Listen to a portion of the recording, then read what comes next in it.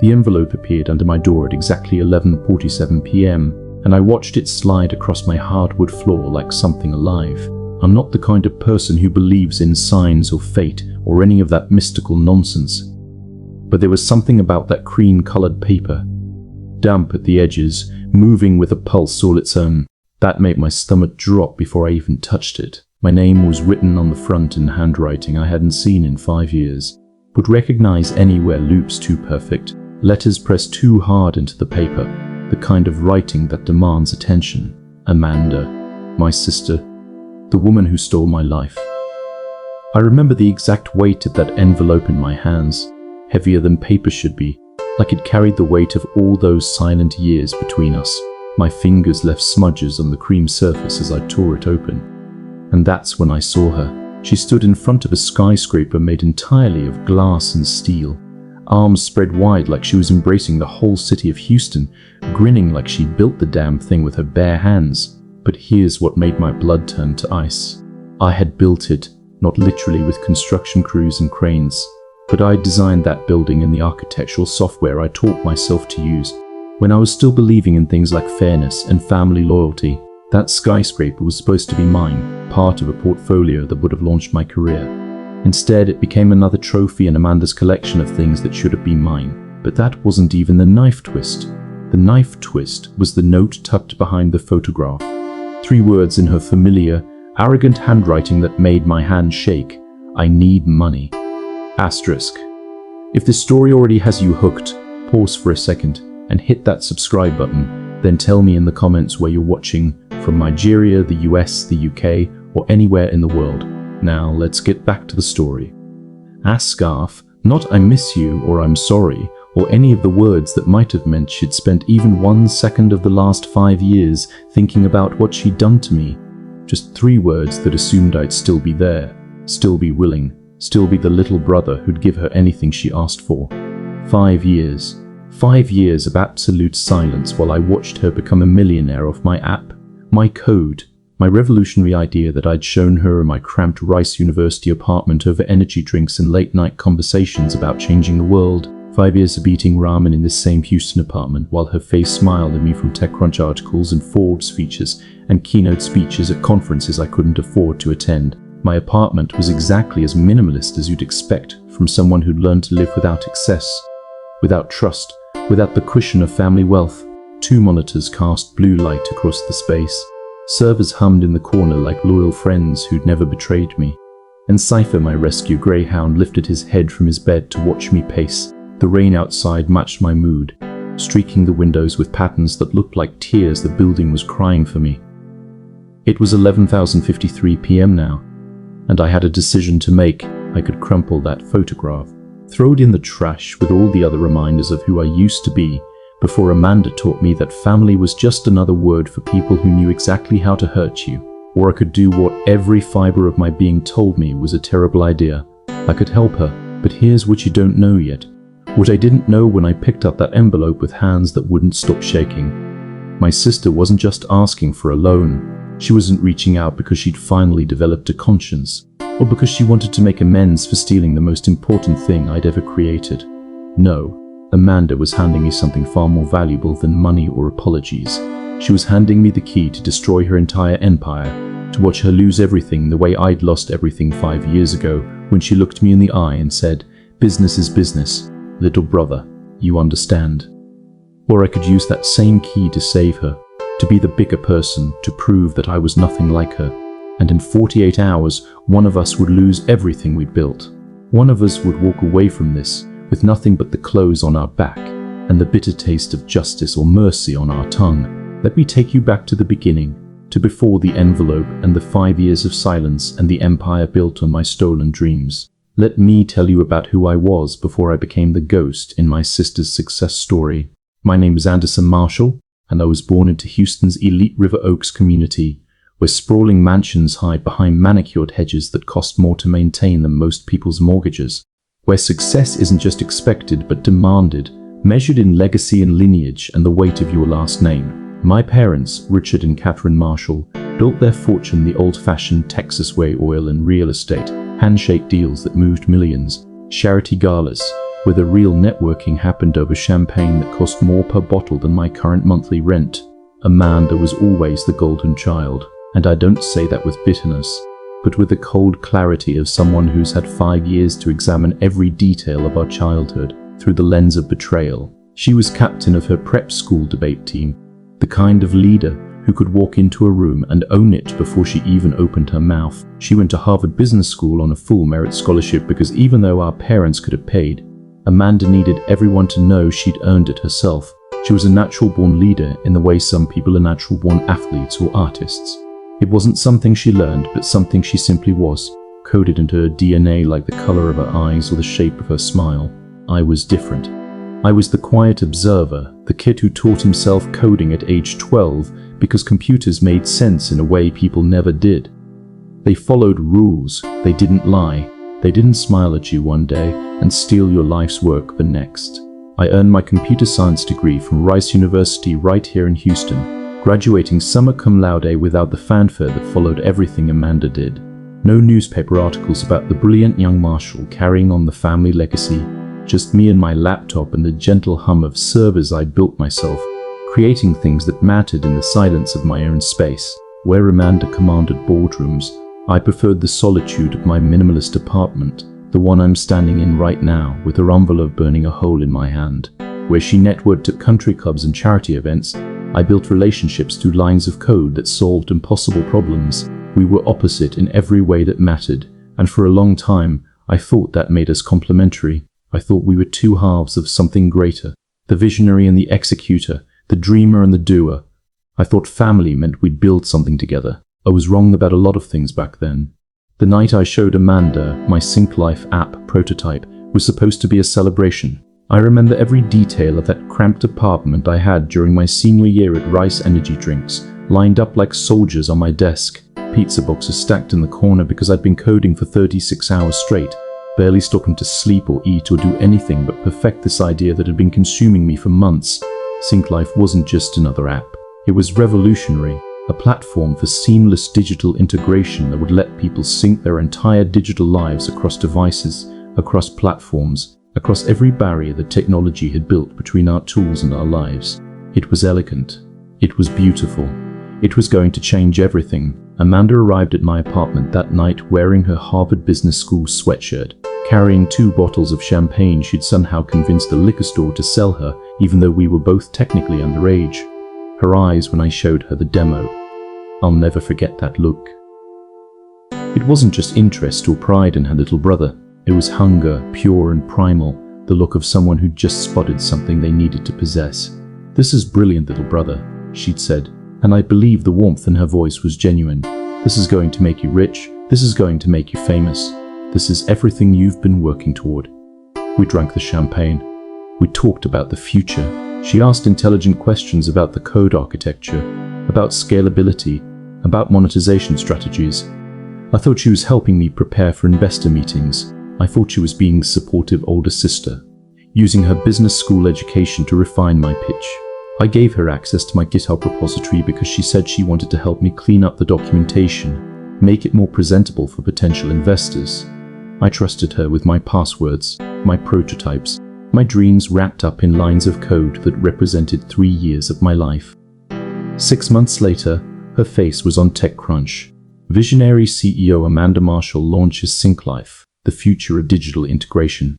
The article called her a genius, a pioneer, the next great tech leader of our generation. There were photos of her standing in front of venture capitalists, her confident smile promising them returns on investment that my quiet genius could never sell. The app used my exact code architecture, my exact user interface, my exact revolutionary approach to solving a problem that had plagued digital integration for years. But my name was nowhere, not in the credits, not in the acknowledgements, not even in a footnote as a special thanks, or inspired by, or any of the hollow gestures that might have suggested I'd played even the smallest role in creating what had become hers. I called her that day, hands shaking so hard I could barely hold my phone. Her voice was different than I remembered, harder, more certain, stripped of the warmth that used to make me feel safe. "Business is business, little brother," she'd said, and I could hear her pacing in whatever expensive office she'd already rented with investor money. You understand, the tech world doesn't care about who had the idea first. It cares about who executes, who scales, who has the connections and the charisma to turn code into capital. You're brilliant, Anderson, but you're not a businessman. I am. I took your beautiful idea and made it reality. You should be thanking me.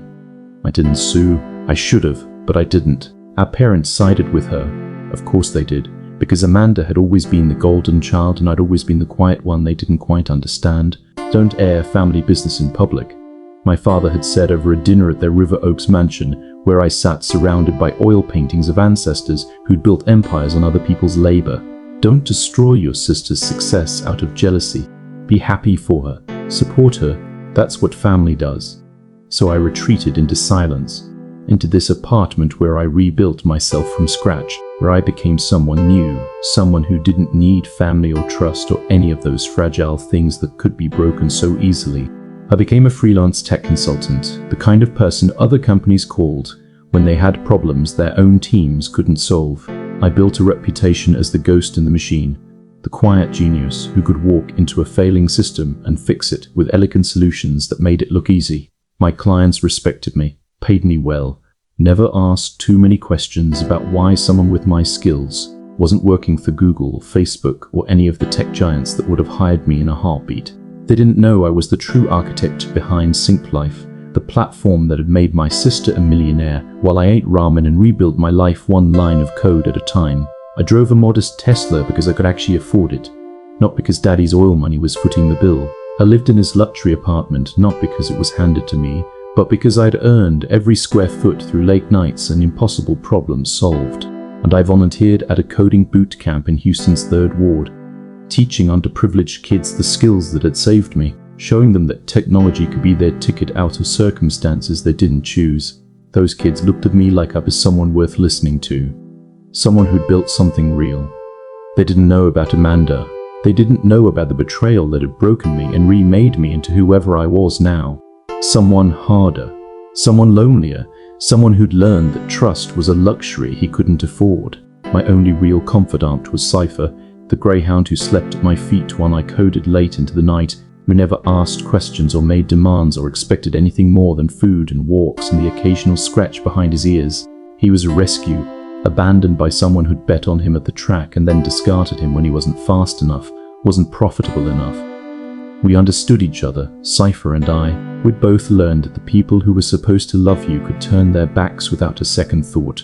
So when that envelope slid under my door at 11:47 p.m., with Amanda's handwriting on the front and her demands for money hidden inside, every instinct I developed over 5 years of careful self-preservation told me to walk away, told me to let her drown in whatever trouble she'd created for herself, told me that helping her would only lead to more pain, more betrayal, more lessons about why trusting family was the most dangerous thing you could do.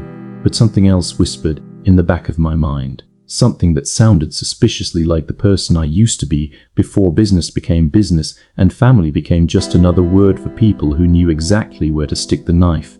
I looked at Cypher, still watching me with those calm brown eyes that had seen me through every late night and early morning, every moment of doubt and rage and grief over what I'd lost. "What do you think, boy?" I asked, and he tilted his head like he was actually considering the question.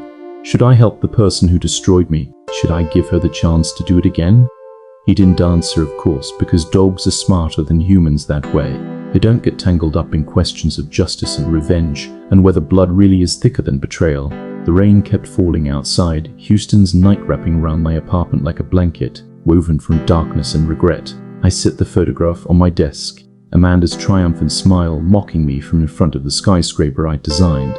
3 words: I need money. Not, I'm sorry. Not, I was wrong.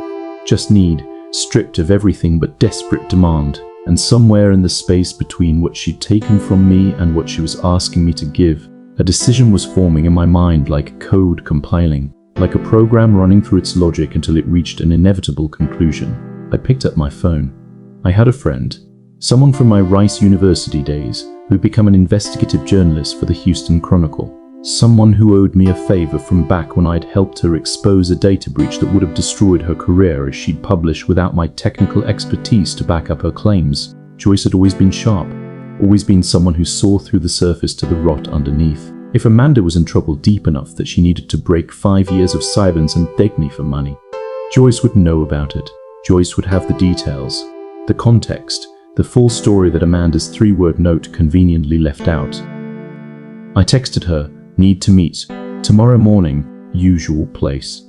She responded within 30 seconds, even though it was nearly midnight. "This about your sister? Been waiting for you to call." That simple response told me everything I needed to know. Whatever Amanda had gotten herself into, it was big enough that investigative journalists were paying attention. It was public enough that Joyce had connected it to me, despite the 5 years I'd spent erasing myself from Amanda's success story.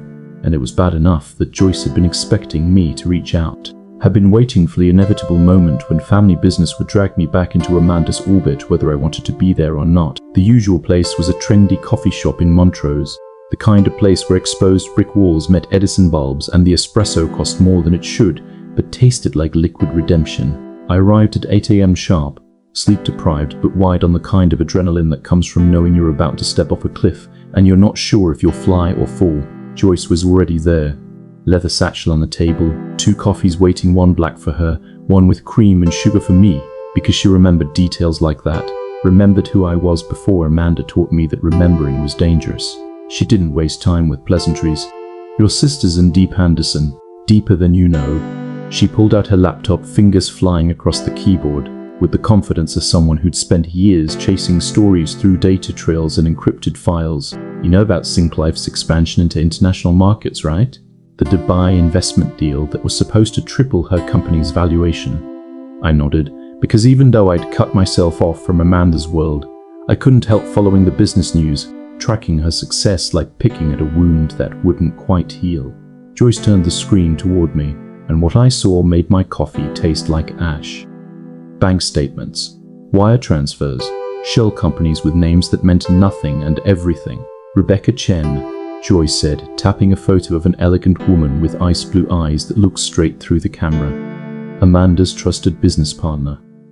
Head of international operations, the woman who supposedly secured the Dubai deal. She leaned back, arms crossed, watching my face for the reaction she knew was coming. "Except here's the problem, Anderson. Rebecca Chen doesn't exist." The coffee shop noises, the hiss of steam, the grind of beans, the chatter of morning customers, all faded into white noise as I stared at that photograph. "What do you mean doesn't exist?" My voice sounded distant, like it belonged to someone else, someone who wasn't sitting in the Montrose coffee shop, having his entire understanding of reality shifted beneath him like tectonic plates preparing for an earthquake. "I mean exactly that," Joyce said, and her journalist's voice was cold with facts, sharp with evidence gathered through weeks of digging that I hadn't even known was happening. No social security number before 3 years ago. No digital footprint. No employment history. No tax records. No school transcripts. Rebecca Chen appeared in Amanda's life like a ghost and became her most trusted advisor in record time. And now, she slid over more documents. Bank statements highlighted in yellow that showed numbers with so many zeros I had to count them twice. Now she's vanished with $20 million of investor money. $20 million. The number hung in the air between us like smoke, like the ghost of something that used to be real before it disappeared into offshore accounts and encrypted transactions. "The Dubai investors," I said slowly, my programmer's brain already running through the logic, the patterns, the inevitable conclusion. "They're going to come after Amanda." It wasn't a question, it was a statement of fact, as certain as gravity or code execution or any of the other immutable laws that govern the universe. "They already are," Joyce confirmed, and she pulled up news articles I hadn't seen yet. Trade publications reporting on Synclife's troubles with foreign investors. Whispers of fraud and mismanagement and investigations that were just beginning but would only get worse. Amanda's looking at criminal charges if she can't produce that money or prove she wasn't complicit in the theft. Her empire, the empire she built on your stolen idea, is about to come crashing down, and she knows the only person smart enough to help her track down a ghost is you. So that's why she'd reached out after 5 years of silence. Not because she'd had some moral awakening or sudden attack of conscience about what she'd done to me. Not because she missed her little brother or regretted choosing business over family. She needed me because I was the only person she knew who could solve the impossible, who could find patterns in chaos, Who could track someone who'd erased themselves as thoroughly as I'd tried to erase myself from her success story? Amanda needed me because she was drowning, and I was the only lifeguard in sight, and she was betting that I'd still care enough or hate her enough to throw her a rope. I sat there in that coffee shop with Joyce watching me, waiting for my decision, and I thought about justice and revenge and whether there was really any difference between the two. I thought about the kid I used to be, the one who believed in family and loyalty and the idea that doing the right thing actually mattered. I thought about the man I'd become, hardened by betrayal, building walls so thick that not even memories could penetrate. And I thought about Amanda standing in front of my skyscraper with her arms spread wide, grinning like she owned the world, not knowing that the world was about to teach her the same lesson she'd taught me 5 years ago. That everything you build can be taken away by someone you trust. Show me everything, I told Joyce, and my voice was steady now, decided, committed to a path I couldn't see the end of, but knew I had to walk anyway. Every transaction, every shell company, every digital breadcrumb Rebecca left behind. I want to see the whole picture. Because that's what I did. I solved impossible problems. I found patterns where others saw only chaos. And if Rebecca Chen was a ghost, well, I'd spent 5 years learning how to be one myself. I knew how ghosts thought. I knew how they hid.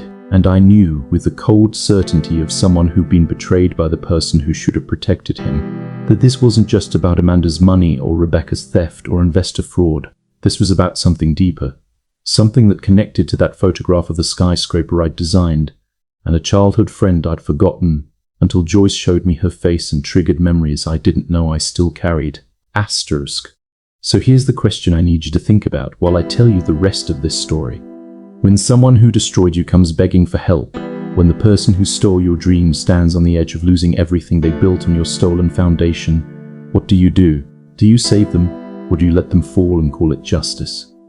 By the time the sun dragged itself over the Houston skyline the next morning, my apartment looked like a crime lab, and I felt like the suspect, not the investigator.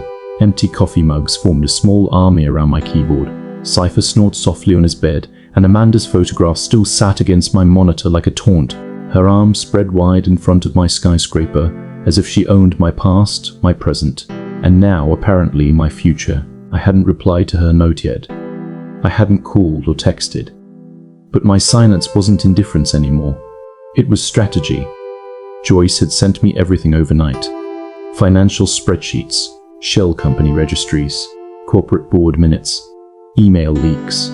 A 30-page dossier on Rebecca Chen that read less like a resume and more like a ghost story written in legalese. Every line I read only hardened one truth. Whoever Rebecca really was, she hadn't just stolen $20 million.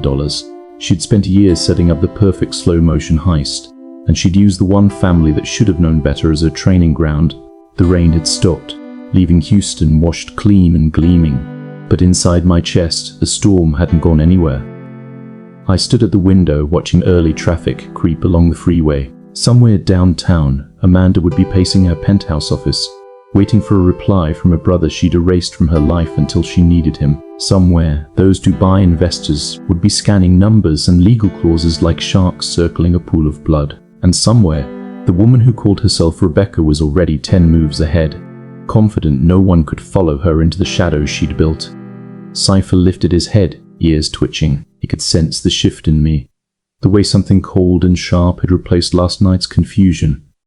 I turned from the window, picked up my phone, and stared at Amanda's name.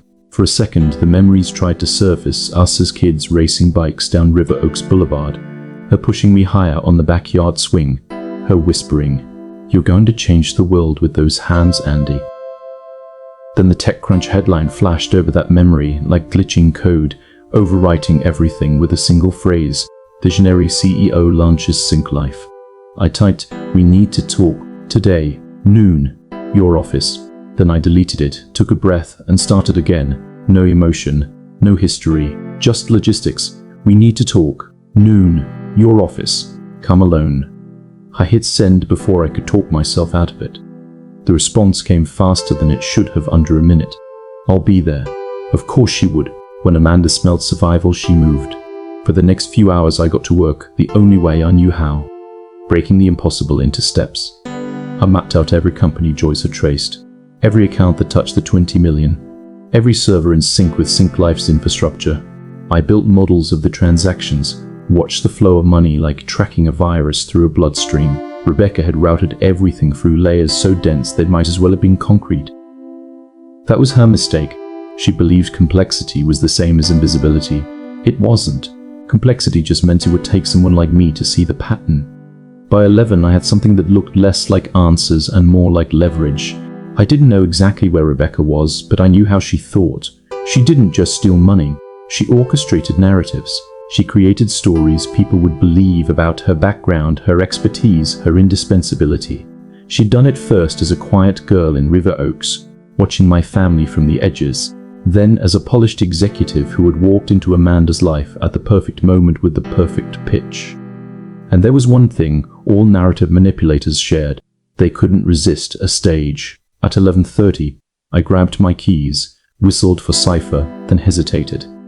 He looked up with that patient, ancient gaze like he knew I was about to walk into something ugly. "Not today, buddy," I said softly. "This one's family business." His tail thumped once in protest, but he settled back down. Maybe he understood. Maybe he just trusted that I'd come back. Downtown Houston always felt like a glitch to me. Too many glass towers. Too many mirrored surfaces reflecting versions of myself I didn't recognize. Amanda's building loomed above the street like a monument, everything I'd lost and everything she'd stolen.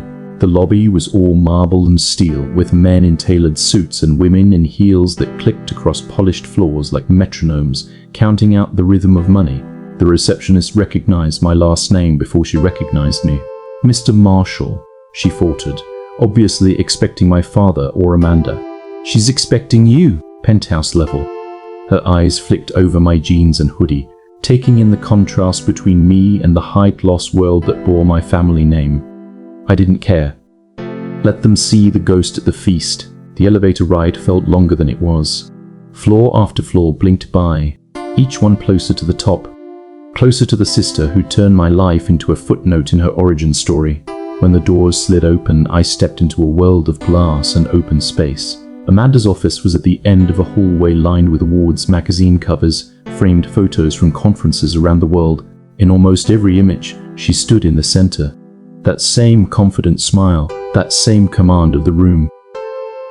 I walked past them without slowing down and pushed through the glass doors to her office. She looked smaller than I remembered.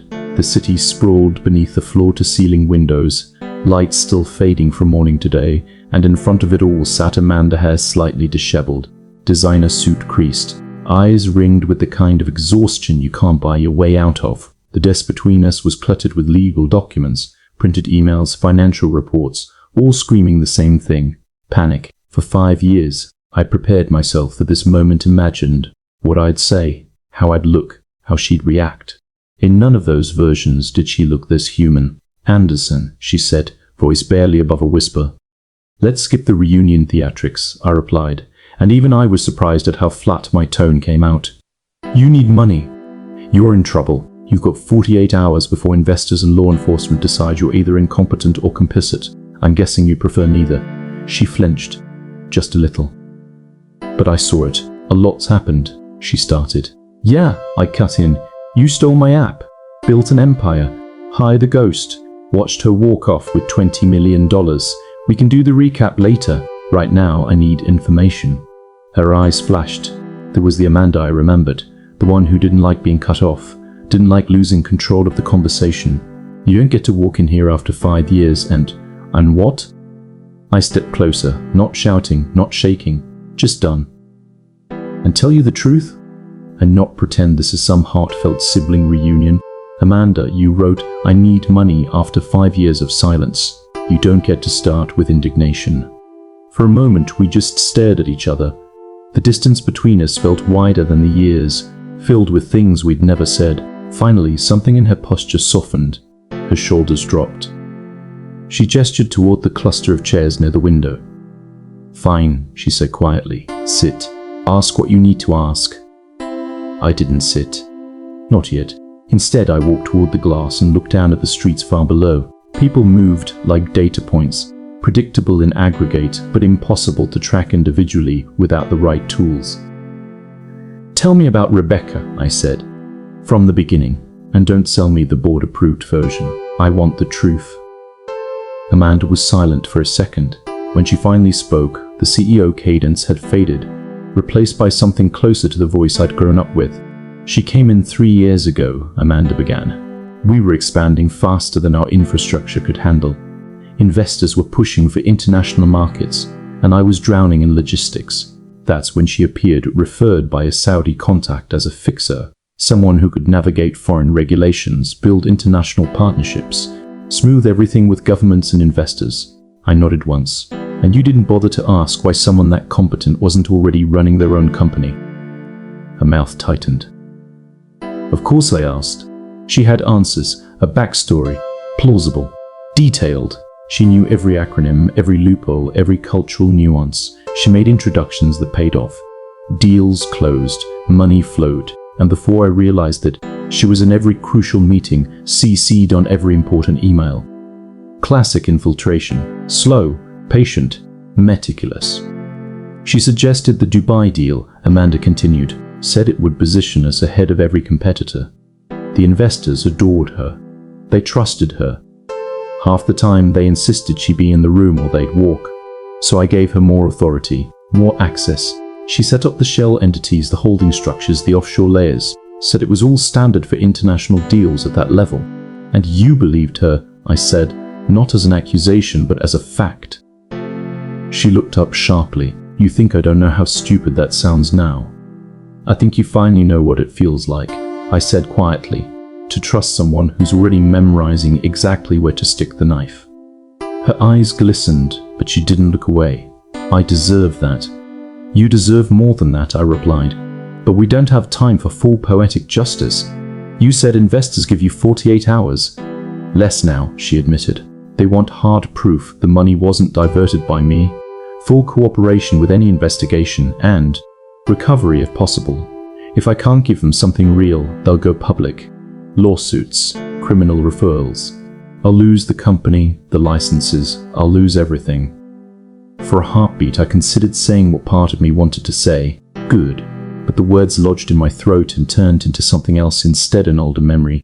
Amanda leaning over my shoulder when we were kids, cheering when my code worked, bragging to her friends that her little brother was a genius. That girl was gone, but some version of her had reached out in desperation, and I'd answered.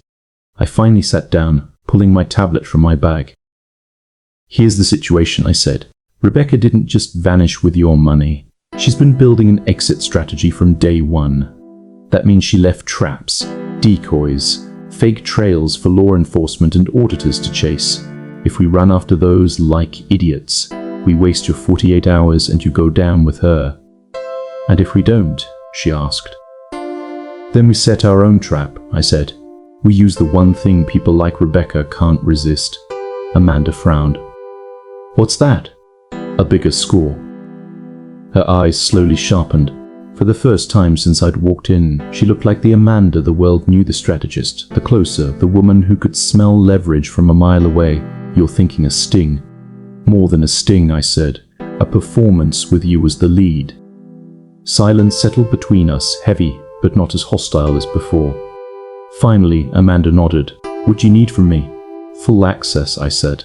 Every contract, every board communication about Dubai, every encrypted message Rebecca ever sent, any personal correspondence she had with you outside corporate systems, and I need your complete cooperation. No ego. No damage control. No PR spin. If you lie to me, even once I walk. She didn't argue. That scared me more than if she had. You have it, she said. All of it.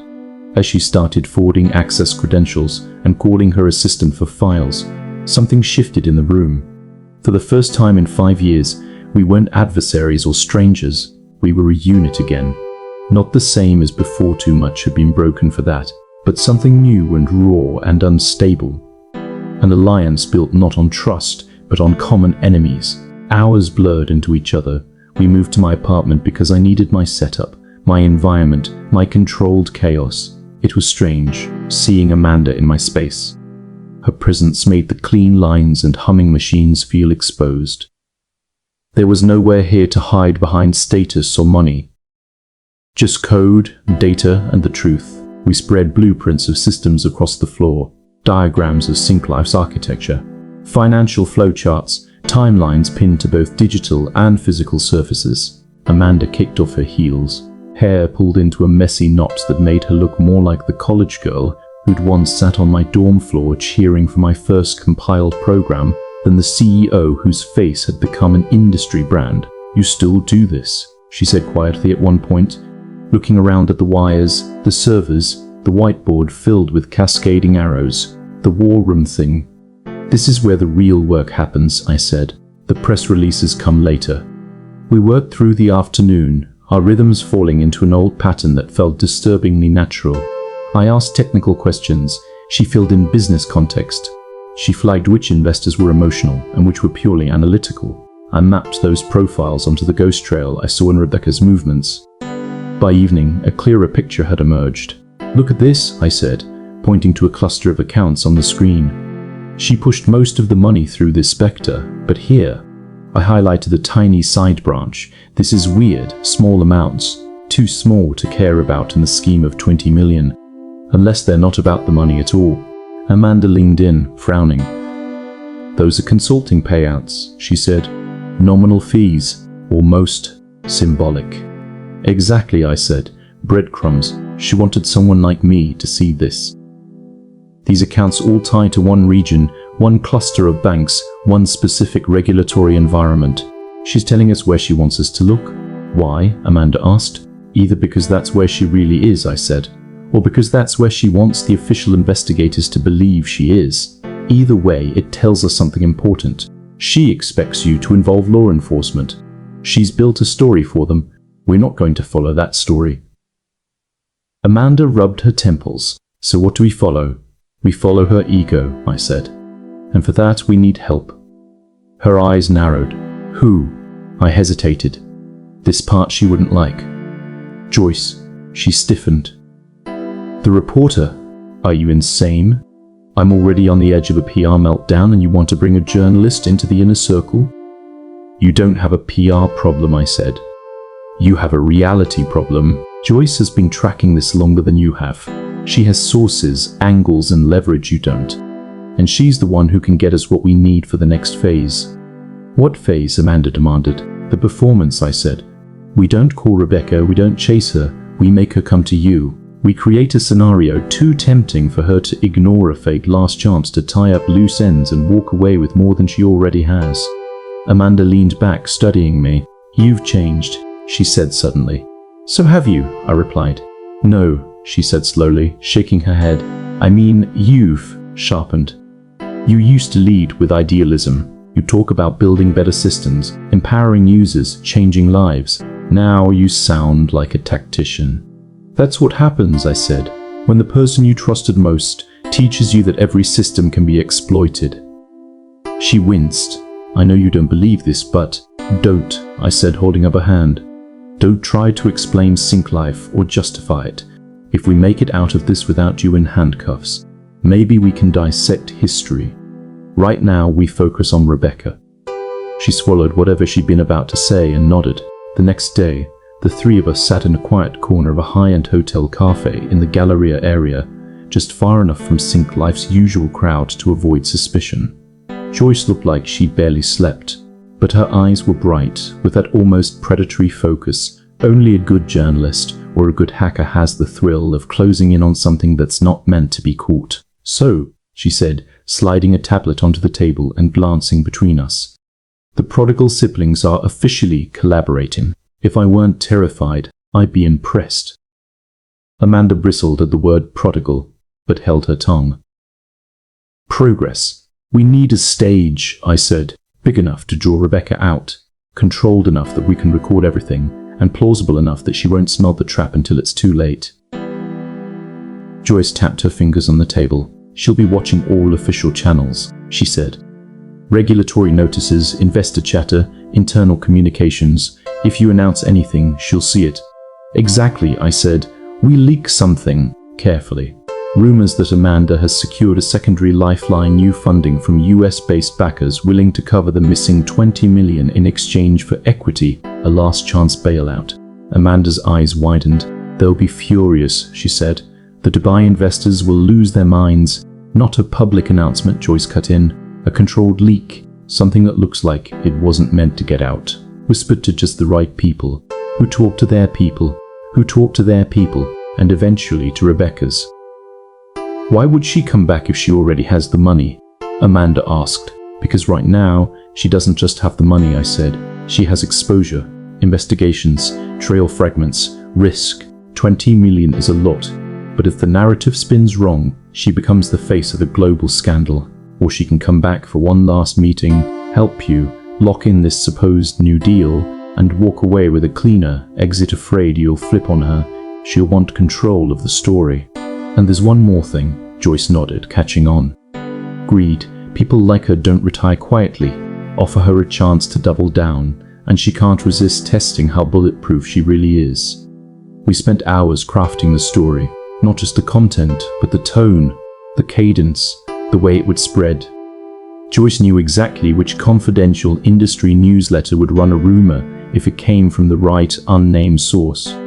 Amanda knew which board members would panic at the news and which would become overconfident, calling all the wrong people with all the right keywords. By the time we were done, the play was set. A leaked memo about an emergency board meeting at a luxury hotel suite. Hidden cameras already scoped out. Audio lines planned. FBI contacts tentatively on standby through one of Joyce's off-the-record connections. Nothing official yet. Just chess pieces being positioned. That night, back in my apartment, the three of us stood amidst the spread of plans. Cipher weaved between our legs, confused by the number of humans invading his quiet domain. Amanda picked up one of the blueprints, this one of the hotel suite where we'd staged the meeting. Do you remember, she said softly, when we used to build forts in the living room? How you design the structure. And I'd negotiate for extra blankets from the housekeeper. I didn't want to remember, but I did. The weight of bed sheets draped over dining chairs, the way we'd whisper inside our base about imaginary enemies and impossible missions. We were a good team, she said. We could have been, I corrected. She flinched, then nodded. Maybe this is our last chance to be. I looked at her, at the sister who'd broken me, and the woman who now stood on the edge of losing everything built from that break. This isn't about redemption, I said quietly. Not for you, not for me. This is about stopping someone who studied us both, who learned our strengths and weaknesses and decided we were just stepping stones. She watched you steal from me and decided theft was the family language. She's not just your monster, Amanda, she's ours. Something in her expression shifted, less defensive, more stripped bare. Then let's put her down, she said. We finalized the message that would accidentally leak. Joyce cued her anonymous tips. Amanda scheduled the emergency board meeting at the Galleria Hotel, sending carefully worded invitations that made it sound like she pulled off a miracle. All that was left was to wait. The next 48 hours were a study in slow-motion tension. The rumor began appearing in niche finance feeds. A blogger with too much time and too few sources tweeted something vague about a major Houston-based tech darling quietly lining up a US bailout. A European trade publication quoted an unnamed Middle Eastern investor frustrated at being cut out of a supposed restructuring, which meant the story had reached Dubai. And if it had reached Dubai, it had reached Rebecca. The confirmation came 2 days later in the simplest possible form, an email from an address Amanda recognized instantly, one that had been dormant since the day the money vanished. Subject: we need to talk. Alone. For a moment the room went completely silent. Even Cypher stopped moving. Amanda read it aloud. I hear you found yourself new friends. That's a dangerous kind of rumor. Let's clear it up. I'll be in Houston. Hotel works. Just the two of us. No lawyers. No board. You owe me that much. She looked up at me. I didn't need to spell out what the subtext was. I know you're desperate. I know you're trying to wriggle free. I'm giving you one chance to stay useful to me, or to go down first.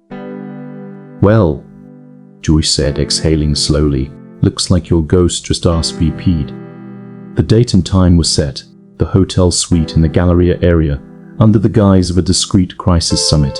On paper, it would look like Amanda was begging her former partner for help plugging the Dubai hole. In reality, the suite would be wired. The the adjacent room occupied by people who had the authority to turn a confession into handcuffs. As we walked out of the hotel after the final walkthrough, the Houston evening air thick around us, Amanda fell into step beside me. "Anderson," she said quietly, "after all of this, no matter how it ends, what happens to us?" I stared ahead at the traffic lights blinking red and green over Westheimer, at the endless stream of cars full of people who'd never know our names, our history, our war. "I don't know," I answered honestly. "Depends on who we are when it's over." She swallowed, then nodded. "Fair."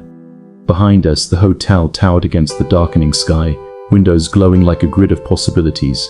Somewhere, miles away, Rebecca was preparing for a meeting she thought she controlled.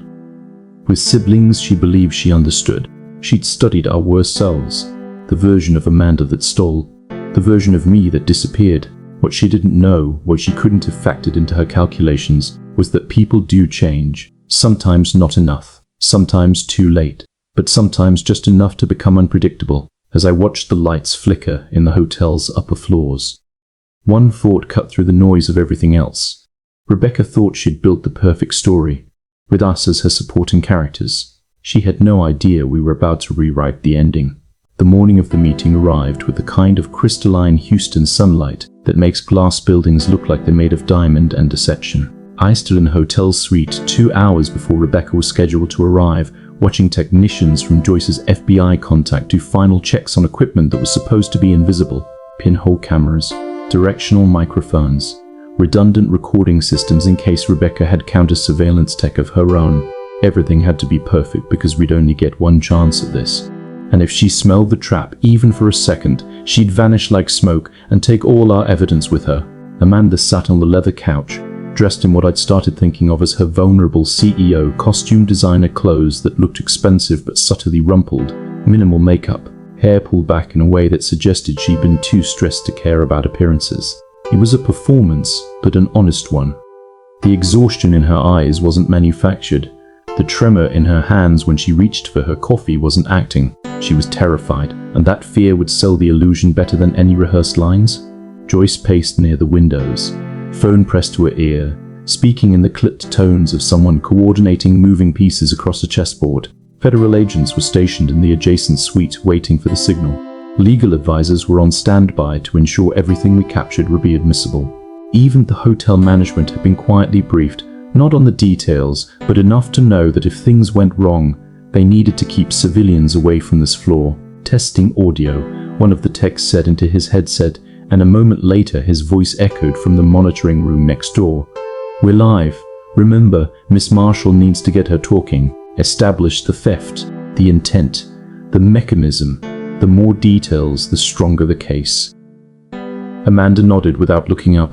I could see her hands clenching and unclenching, that nervous habit she'd had since childhood. Whenever she was preparing for something that mattered, for a moment I felt something dangerously close to sympathy. Then I remembered sitting in my apartment 5 years ago, reading that TechCrunch headline, feeling my entire world collapse into a singularity of betrayal. The sympathy didn't disappear, but it settled into something more complicated. The kind of feeling you have when you're watching someone you once loved walk toward the consequences they've spent years outrunning. "She'll be early," I said, breaking the silence. People like Rebecca always arrive early to scope the environment, look for threats, establish psychological dominance. As if summoned by my words, Joyce's phone buzzed.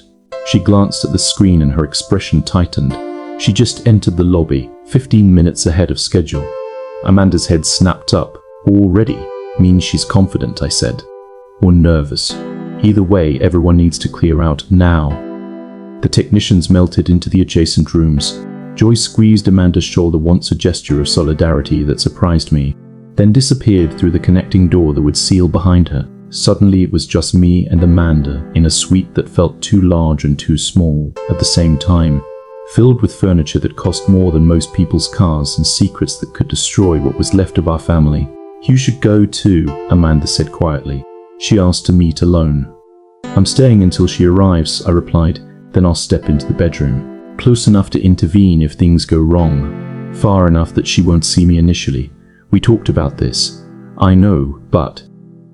She stood up, wrapping her arms around herself. "Anderson, if this goes badly, If she somehow turns this around or disappears again then we'll have tried, I said, and you'll face whatever comes next. But we're past the point of retreat. She's in the building. The trap is set. Now we see if she's as smart as she thinks she is. A knock on the door made us both freeze.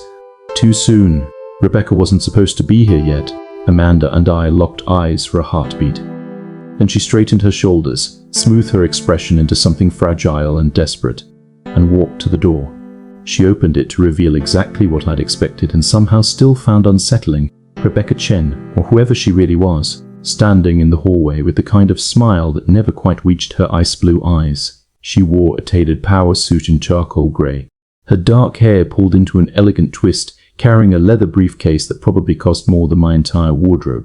She looked like success. She looked like control. She looked like someone who'd never made a mistake in her life. "Amanda," she said warmly, stepping into the suite without waiting for an invitation. Then her gaze landed on me and something flickered across her face. Surprise, calculation, recognition. "Anderson, I didn't realize this was a family meeting." "He was just leaving," Amanda said quickly, playing her role. "I needed his advice on some technical aspects of the restructuring, but I don't trust her," I said, abandoning the script because something in Rebecca's eyes told me she'd already seen through it. "And I'm not letting my sister meet alone with the person who stole $20 million and tried to frame her for it." Rebecca's smile widened. She set her briefcase down on the coffee table with deliberate care, then turned to face me fully. "There it is," she said. "The protective little brother. I wondered when you'd show up, though I have to say, Amanda, I'm disappointed. After everything we built together, you really thought bringing your family into this was the smart play." "You didn't leave me much choice," Amanda said, and the tremor in her voice wasn't entirely manufactured. "The Dubai investors want their money back. Federal investigators are asking questions, and you disappeared with everything." "I disappeared with what I owned," Rebecca corrected, settling onto the couch with the casual confidence of someone who owned the room. "What we earned, if you want to be technical about it. I spent 3 years building your international division from nothing, opening doors you couldn't have touched without me, smoothing over every cultural misstep and regulatory nightmare your American arrogance created. $20 million is a bargain for what I delivered." "You stole it," I said flatly. She looked at me with something that might have been amusement. "Did I? Or did I simply collect payment for services rendered?" After Amanda here made it clear she was planning to cut me out of the next round of equity distribution. Funny how that board memo about restructuring the international team came right before the Dubai close, almost like someone decided I'd outlived my usefulness. Amanda's face went pale. "That memo wasn't about you specifically. It was about streamlining operations after you didn't need me anymore," Rebecca finished. "After I'd done all the hard work, and you were ready to take full credit, just like you did with your brother's app. You really do have a pattern, don't you, Amanda? Find someone brilliant, extract their value, then erase them from the story. I just made sure you couldn't do it to me." The room felt like it was tilting. This wasn't the confession we'd planned for. This was something messier, more complicated, threaded with just enough truth to make the lies harder to untangle. I glanced toward the connecting door where I knew Joyce and the agents were listening, wondering if they were getting what they needed, or if Rebecca was building herself an exit strategy in real time. "So you admit you took the money," I said, trying to steer her back towards something incriminating. Rebecca laughed, a genuine sound that made my skin crawl. "I admit I secured assets I'd legally positioned to access through corporate structures Amanda signed off on. Every shell company, every offshore account, every transfer protocol, she approved it all. Ask her. Go ahead, Amanda. Tell your brother how many documents you signed without reading because you trusted me to handle the boring legal details." Amanda's silence was answer enough. "But let's talk about trust," Rebecca continued, standing up and walking toward the window with the kind of casual grace that suggested she owned not just this conversation but the entire city spread out below. "Let's talk about the Marshall family and what you people think trust means. I grew up watching you both. Did you know that? Rebecca Chen might not have existed 5 years ago, but the girl who became her did. I was at your pool parties, Amanda. I sat at your dinner table, Anderson. I watched your father treat business partners like disposable resources. I watched your mother smile at people while calculating their net worth. And I watched you two, the golden child and the quiet genius, dance around each other in this toxic waltz of competition and resentment. She turned back to face us, and for the first time I saw something raw beneath the polished surface. You want to know why I took your money, Amanda? Because you taught me how. You literally showed me the blueprint when you stole Anderson's app. You demonstrated that in the Marshall family, success means taking what you want from people who trust you, then justifying it with business logic. I'm not the villain in this story. I'm just the student who learned your lessons too well.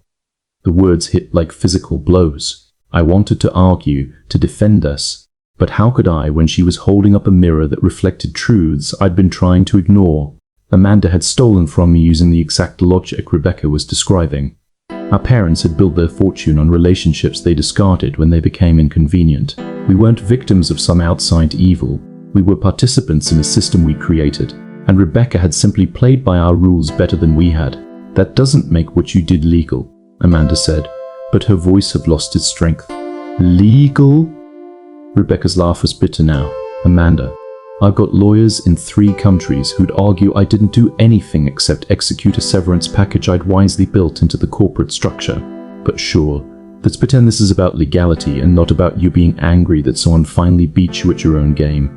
You brought Anderson here thinking, what, that he'd help you destroy me? That together you'd somehow outthink the person who studies you both for years. She picked up her briefcase, popped it open, and pulled out a tablet. I know about the FBI next door. I know about the cameras you think I haven't noticed. I know about Joyce Chen from the Houston Chronicle in the monitoring room, and I know that everything I've said has been carefully constructed to be just ambiguous enough that no prosecutor would touch it. But here's what you don't know. She tapped the tablet screen and turned it toward us. Bank statements appeared, not the ones we'd been tracking, but new ones, showing transactions that made my blood run cold. While you were planning your little sting operation, I was documenting every questionable decision Amanda made over the past 3 years. Meetings where she explicitly told me to hide revenue from auditors. Emails where she approved bribing foreign officials to expedite permits. Voice recordings of conference calls where she discussed falsifying user metrics for investors. I've got enough evidence to prove that if I go down, Amanda doesn't just lose her company, she goes to prison. Amanda's face had gone from pale to grey. You're blinking, she whispered. I'm offering a trade, Rebecca corrected. You call off your federal friends. You take responsibility for a bookkeeping error that'll cost you some fines and reputation, but not your freedom, and I disappear with what's already mine. Or we all go down together, and I promise you, Amanda, I've got nothing to lose and everything to gain from watching the Marshall family empire burn on national television. The silence that followed was so complete I could hear my own heartbeat.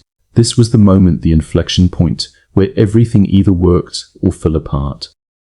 I looked at Amanda, saw the defeat creeping into her expression, and realized we were about to lose. Not because Rebecca was smarter, but because she'd weaponized the very system we created.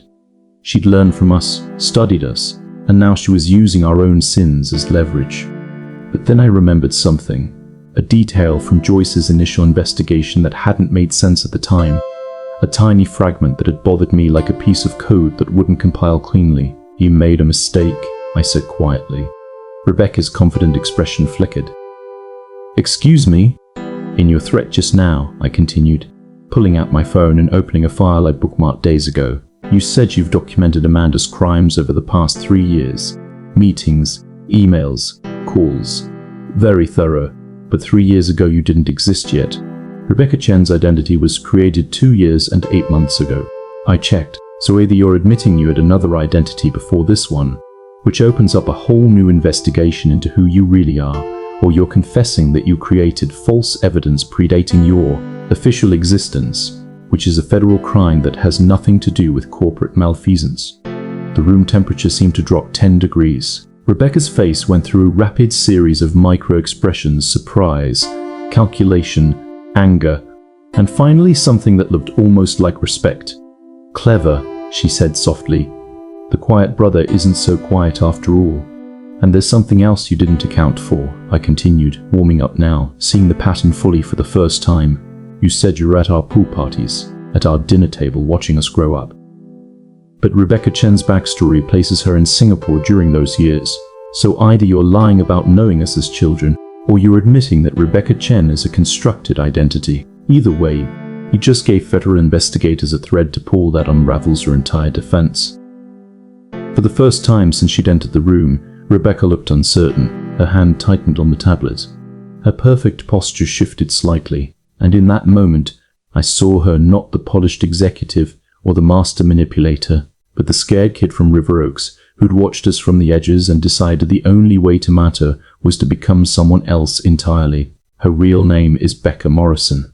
Joyce's voice came from the connecting door as it swung open, federal agents flooding in behind her.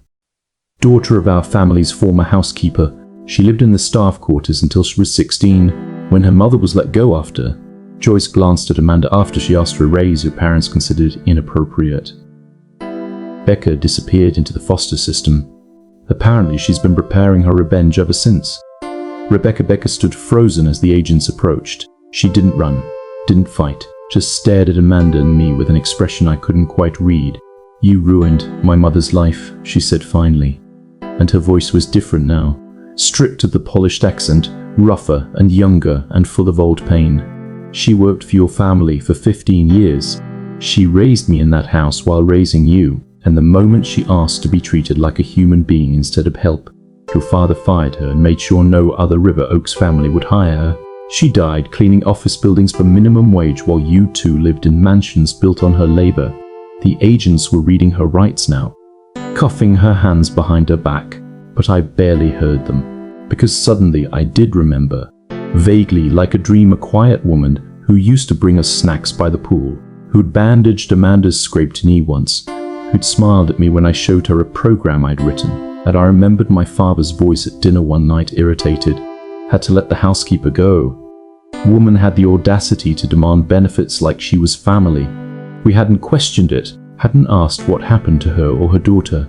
They'd simply disappeared from our world like they'd never existed because people like us didn't think about people like them. "I'm sorry," Amanda said suddenly, and I was shocked to see tears streaming down her face. "Becca, I'm sorry. What happened to your mother? What my family did, it was wrong. It was cruel, but destroying me won't bring her back. It won't fix anything." "No," Becca agreed as the agent started leading her toward the door. "But it feels better than you'd think." She was almost to the threshold when she stopped and looked back at me.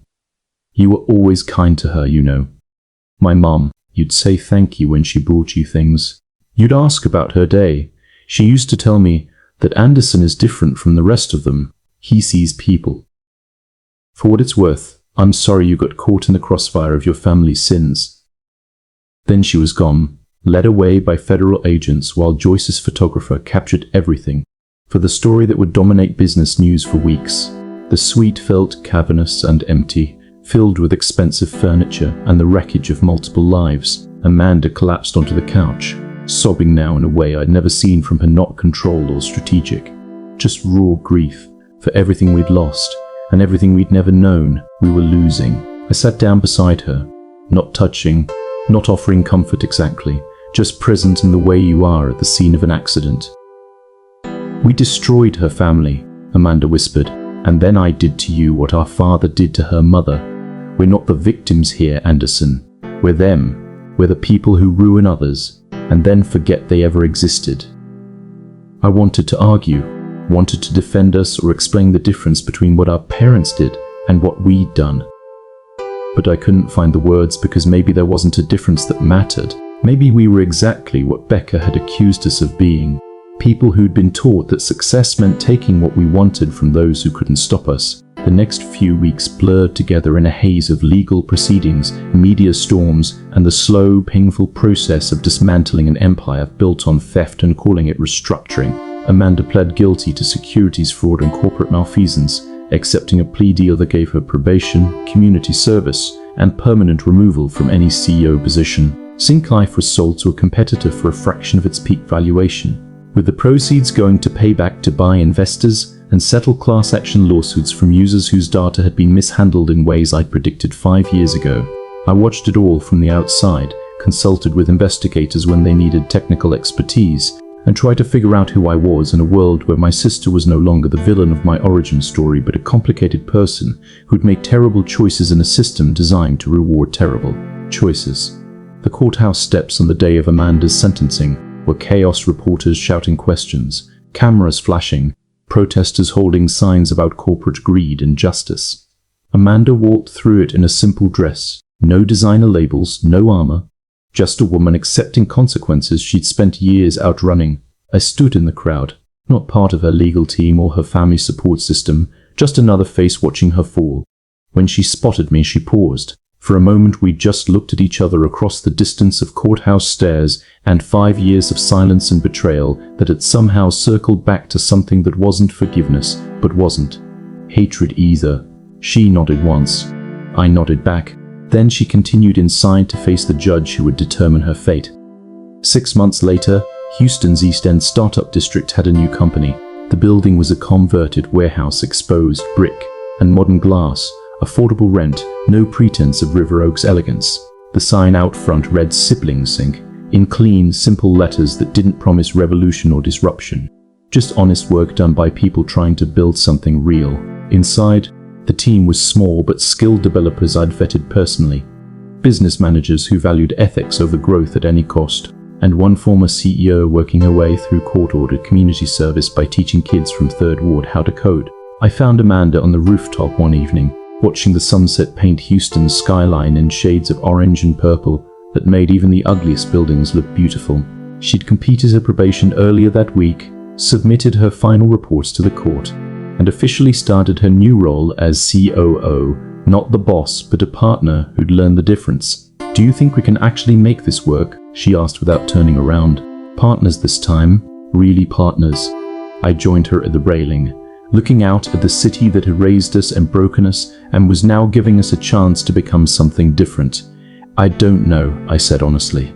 "We've got years of broken trust and a system that rewards the exact behavior we're trying to unlearn. But maybe that's the point. Maybe the only way to fix what we broke is to keep showing up and doing the work even when it's uncomfortable."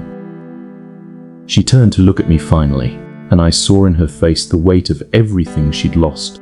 The empire, the reputation, the certainty that she deserved success.